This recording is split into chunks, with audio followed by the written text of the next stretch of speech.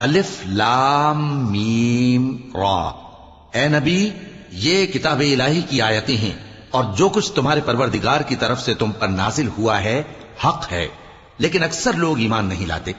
اللہ وہی تو ہے جس نے ستونوں کے بغیر آسمان جیسا کہ تم دیکھتے ہو اتنے اونچے بنائے، پھر عرش پر جلوہ افروز ہوا اور سورج اور چاند کو کام میں لگا دیا۔ ہر ایک میعاد معین تک گردش کر رہا ہے، وہی دنیا کے کاموں کا انتظام کرتا ہے۔ اس طرح وہ اپنی آیتیں کھول کھول کر بیان کرتا ہے کہ تم اپنے پروردگار کے روبرو جانے کا یقین کرو۔ اور وہی ہے جس نے زمین کو پھیلایا اور اس میں پہاڑ اور دریا پیدا کیے اور ہر طرح کے میووں کی دو دو قسمیں بنائیں۔ وہی رات کو دن کا لباس پہناتا ہے۔ غور کرنے والوں کے لیے اس میں بہت سی نشانیاں ہیں۔ اور زمین میں کئی طرح کے قطعات ہیں ایک دوسرے سے ملے ہوئے، اور انگور کے باغ اور کھیتی اور کھجور کے درخت، بعض کی بہت سی شاخیں ہیں اور بعض کی اتنی نہیں ہوتی، باوجود کہ پانی سب کو ایک ہی ملتا ہے۔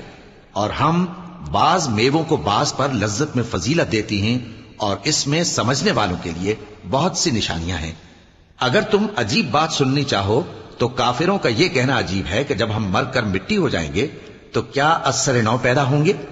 یہی لوگ ہیں جو اپنے پروردگار سے منکر ہوئے ہیں، اور یہی ہیں جن کی گردنوں میں طوق ہوں گے، اور یہی اہل دوزخ ہیں کہ ہمیشہ اس میں جلتے رہیں گے۔